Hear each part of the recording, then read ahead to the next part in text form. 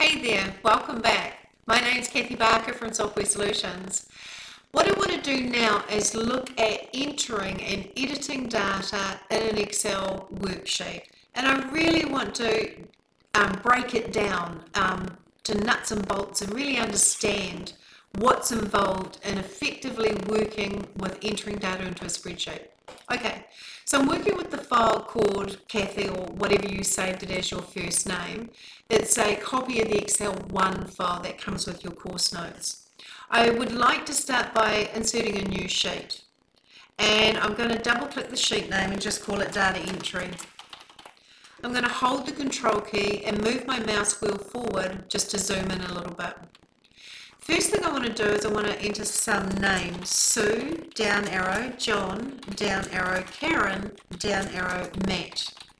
Now the one thing I notice when I watch people, watch on computers, is they get their mouse and they click on the next cell and then they type John, they click on the next cell and they type Karen. Don't use your mouse to move down a cell. Use your arrow keys or your enter key. By typing, say, Sue, and then grabbing your mouse and then clicking on the next cell, you are taking 3, 4, 5 times longer than you need to be able to move between cells. So definitely try to get in the habit of using your arrow keys for moving around. Now in B1 I want to type some numbers, 23, under that 56, down arrow, 45, down arrow, and 30, down arrow, or enter. Arrow up and arrow to the right. Now I want to type some dates. Now when it comes to dates, really you must use slashes, a slash, or a hyphen, never a full stop. Otherwise it will not understand that that's a date if you use a full stop and for entering the dates. And a lot of the things you can do with dates, like sorting chronologically, won't happen because it won't recognize them as a date because of the full stop. So I'm going to use slashes, 21/2/90. I don't have to put 1990. As soon as I press enter, the 90 will change to 1990 and the 2 will change to 02. And also Excel will automatically widen the column a little bit because it's a date. Underneath that, 19/3/89, and under that 2/5/79, down arrow, 20/9/70. Enter or down arrow. Okay. So when it comes to entering data into a spreadsheet, Excel breaks everything you enter into a spreadsheet down into 2 boxes. It either deems that what you just typed is text or a number.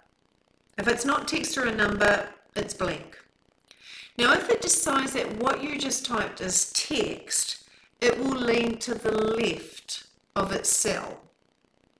And so that is why Sue, John, Karen, and Matt are leaning to the left, because it believes that they are text. When you type a number, it will lean to the right-hand side of its cell. That's the default alignment. So 23, 56, 45, and 30 are leaning to the right-hand side of their cells. Now you can step in and change this. Notice also, hold on one moment, the dates are leaning to the right-hand side of their cells.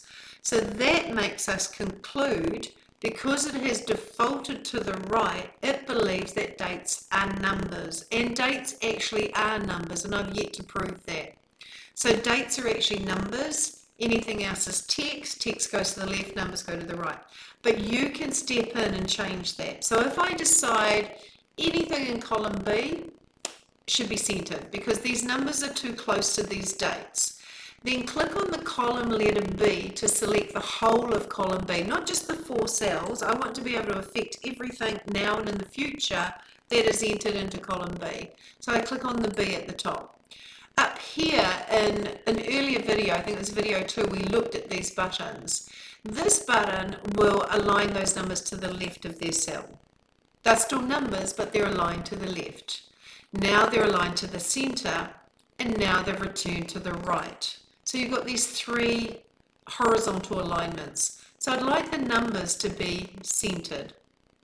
Okay, So a couple of things there. Data is either text or numbers, dates are numbers. They either align to the left of their text and to the right of their numbers, but we can step in and change that. Okay, now what I want to look at is adding some more dates, these dates. First of all, I want to show you a shortcut key combination. Control semicolon, that's the dot comma. Semicolon, if I press Control semicolon, that is a shortcut key combination for today's date. So that is just entered today's date. But now I want to enter when Excel believes the world began. The 1st of the 1st, 1900. Most programs believe that the world began on the 1st of the 1st, 1900. So Excel can't handle, well, it can handle, it doesn't believe that any date before the 1st of the 1st, 1900, there's actually a date. Let me show you. So if it's the 1st of the 1st, 1800, when I press enter, it's going to align to the left because it thinks it's text, because it only understands dates as of and after the 1st of the 1st, 1900. So I'll delete that. Now, when does Excel think the world's going to end? 31st of the 12th, 9999, because it can only handle 4 digits for the year. So that, according to Excel, is the last date that it can handle at this point in time. No doubt that'll be resolved in future. So we've got today's date. We've got when the world began, and when the world is going to, well, those are the beginning and the end dates that Excel can handle. All right, so those are our dates. Now let's have a look at formatting. When you click on a blank cell, any blank cell, on the Home tab in the ribbon, notice the word General. So any cell I click on is formatted as General. What does General mean? If I hit the drop down, General means no specific format. So these blank cells have got no specific format on them, they're just general. Now that's interesting because whenever I click on Sue, John, Karen or Matt, it still says general. So text by default is formatted as general. If I click on any of these numbers, they are also formatted as general, because they haven't been formatted to currency or percentage. By default, until a number is formatted, its default format is general. The exception to the rule are dates. When I click on a date, dates don't format as general by default. They format as a date, because if they were general, we wouldn't understand them. So for example, if I change this date here to general, it's a number, which is why it's leaning to the right. And in fact, let me select all of column C and format them to general. So dates really are numbers. And the 1st of the 1st, 1900 was day number 1. And today, the 28th of December, 2022, is 44,923 days since the 1st of the 1st, 1900. Tomorrow will be 44,924. So every day just ticks over one number starting from the 1st of the 1st, 1900 and leading up to the 31st of the 12th, 9999. Once we understand this, we can work better with the Excel because we understand what's going on. A lot of people dump data from other systems, so they dump data from accounting systems or what have you, and they dump it into Excel, and then they email me and go, Cath, or ring me, Cath, my dates are coming across all wrong. And I'm like, no, they're not coming across wrong. They're revealing themselves to you in their raw number format. You need to select the column. You need to change it from general back to a short date. Dates have to be formatted as a date, otherwise they show as a number and we don't understand the numbers. And so I formatted back to a short date. But that's why they align to the right, and that's why they are considered numbers. So everything you enter into Excel, if it's not blank, is a text or a number. But there are other formats besides short date. Notice long date.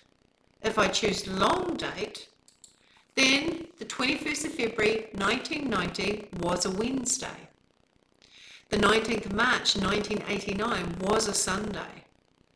The 1st of the 1st 1900 was a Sunday, and today is a Wednesday. I can type in a date like my birthday. I'm gonna jiggy this. 17th of April is correct, but let's just say I was born in 1980. Then I would have been born on a Thursday. I know for a fact I was born on a Friday, so you can work out what year that was. So yeah, when I click on it, I still see in the formula bar, I still see the short version of a date, but you can format it to look like a full day, a full month, and a full year. If I select column C and I decide, actually I don't like short date or long date, then go into more number formats. More number formats give you all these different date formats. I want full stops, and there's a sample there using the first date in your selection, the 21st of February. It's using that as a sample to show you what the format would look like if it was applied to your dates.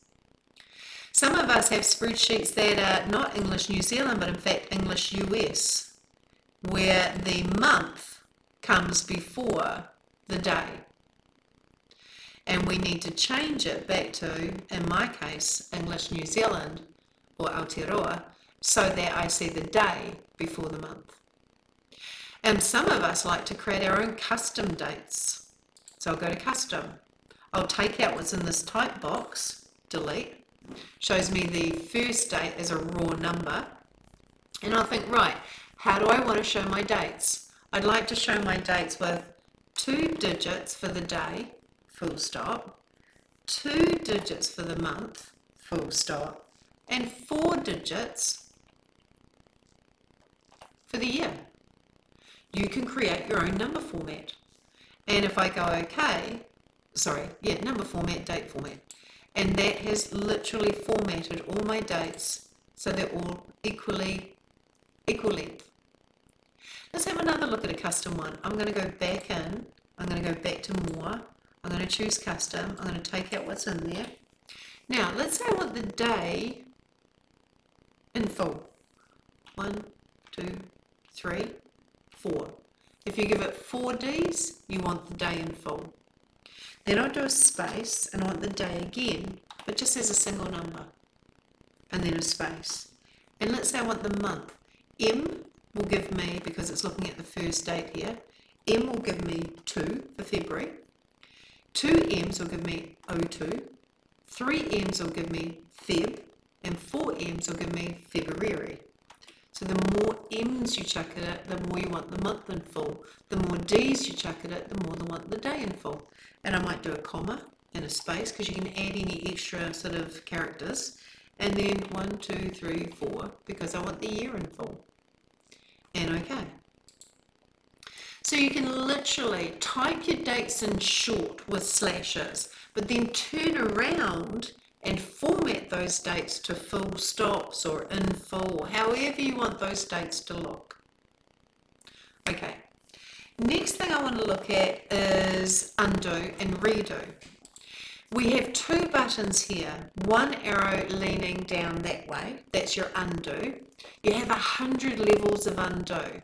So I can go undo, undo, undo, undo, undo, undo, undo, and walk back. Right back to when I started typing.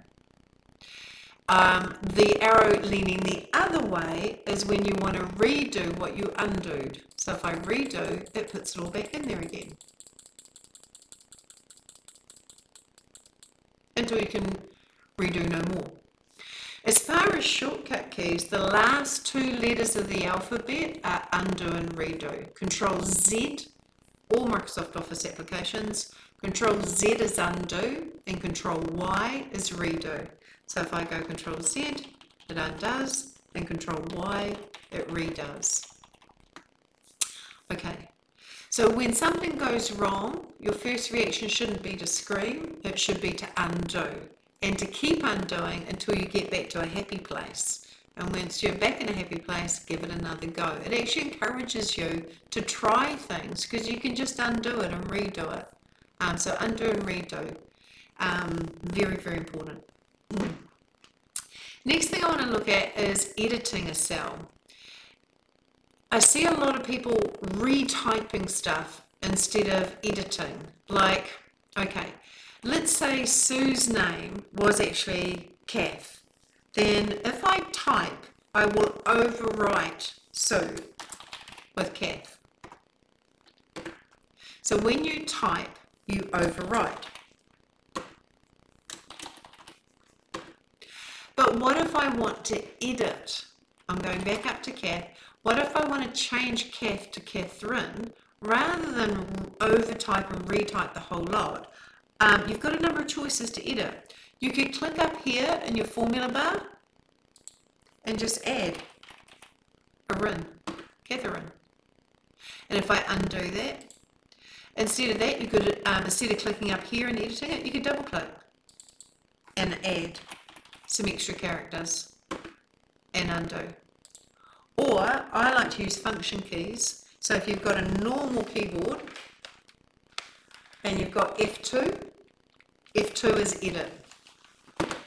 F2 and add any extra characters, enter. So Sue needs to be changed to Susan. F2, delete the E, backspace, and put Susan. Jonathan, I just press enter.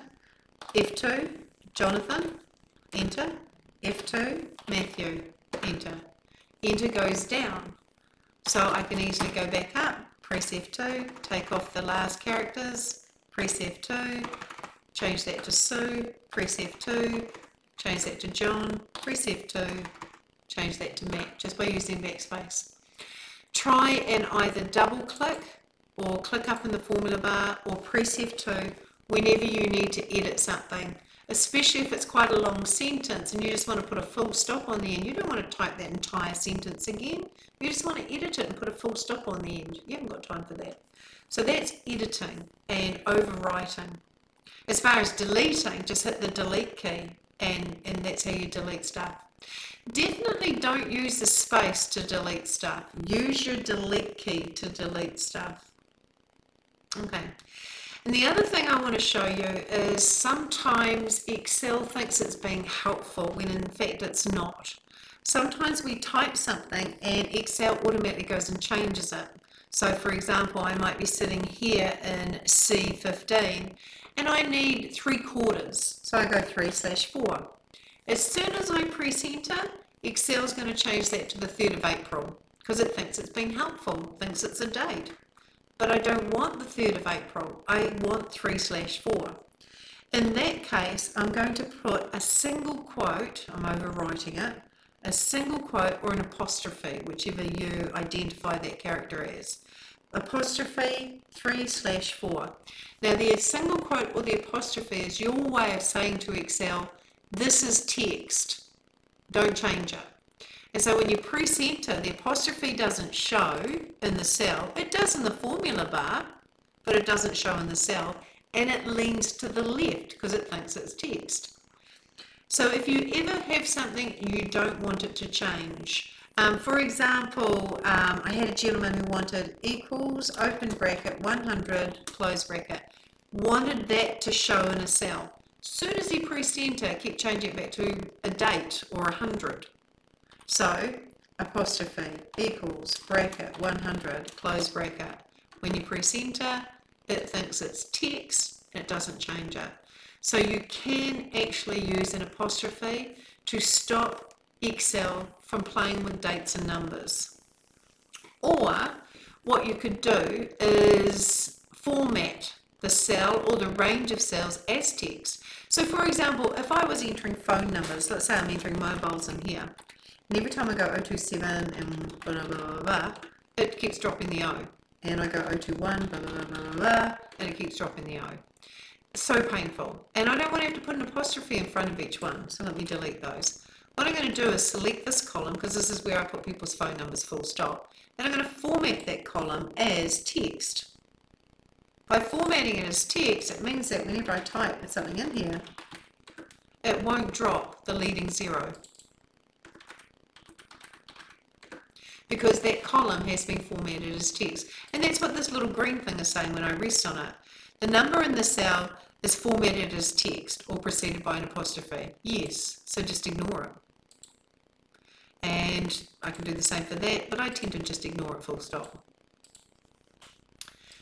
Alright, so that is helpful as well. You'll find, for example, whenever you try to put a slash, you can't type slash. Where your question mark is and your slash, you can't type that slash. Try it. If you try to type it, it just gives you these little things up here. So you're going to have to put apostrophe or single quote and then the slash and enter if you ever need to just type that in a cell. So there's times where you do need to put an apostrophe in, otherwise you can't type it in a cell.